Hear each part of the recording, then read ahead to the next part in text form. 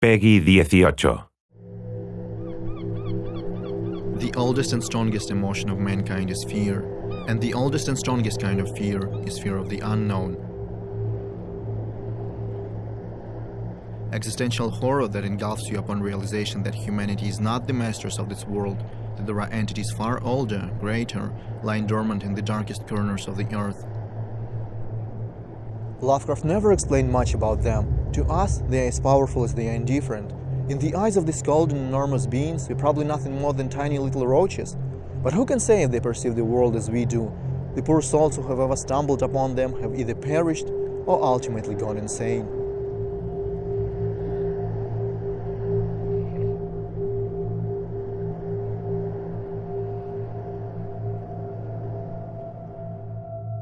We are fascinated with Lovecraft's works of horror fiction, and we've always felt like this world would be a fantastic setting for a video game. Mysterious ancient beings that people can never comprehend, devastating natural cataclysms that mercilessly clash with human civilizations, destroying everything in their way. We are building our game on the same underlying themes that Lovecraft explores: fear of the unknown, hopelessness, and desolation. This is what the mysterious flood in our game represents.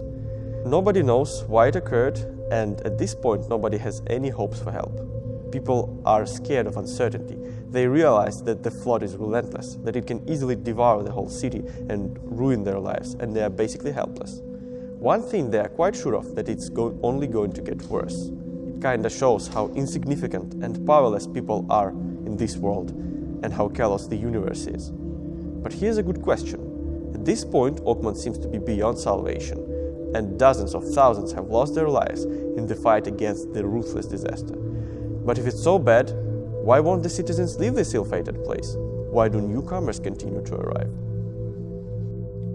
Why indeed? Is there something in the air that people feel addicted to? Or perhaps the city is seen as a beacon for those that desperately seek something? The newly arrived do not get a warm welcome from the locals. People in Oakmont are a very secluded, conservative society, and they are overzealous about their customs and traditions. The city is home to numerous secret societies and cults that worship their mysterious deities. The Esoteric Order of Dagon is a group of hybrids who fled to Oakmont from Innsmouth and want to see the city destroyed by the sea. Or the Redemption Church, which worships a deity called the Black God of the Woods with 1,000 young. Thanks to his ambiguity, Lovecraft left a lot of room for those who want to expand on his work. Our goal is to fit in the Lovecraftian universe. Our game is the part of the worlds that Lovecraft and his followers created. Oakmont is located in the state of Massachusetts, not that far away from Arkham, Innsmouth, Dunwich, and other gloomy towns that people know from books. Canonical events like the raid on Innsmouth are also canon for us. The great old ones and the old gods exist in our world. This means that the book readers will get to see familiar characters. In our game, the good old Esoteric Order of Dagon neighbors with the Oakmont St. Michael's Church of the Burning Bush, which worships the Holy Fire. We have hybrids of humans and apes, who are at war with hybrids of human and the deep ones.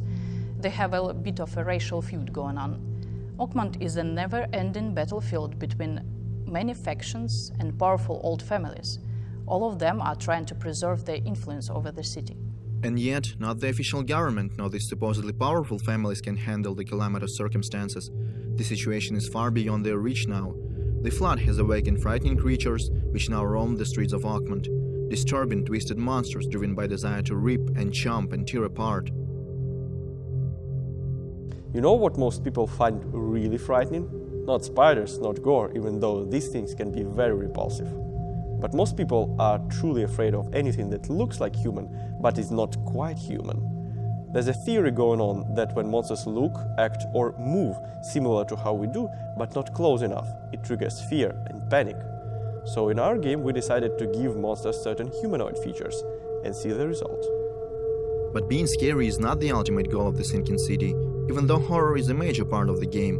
It's also about a person's behavior and motivation, how they change under extreme conditions, how fear and hopelessness can twist human nature to a ridiculous degree, cause people to do unimaginable things to survive, or perhaps because nothing stops them anymore.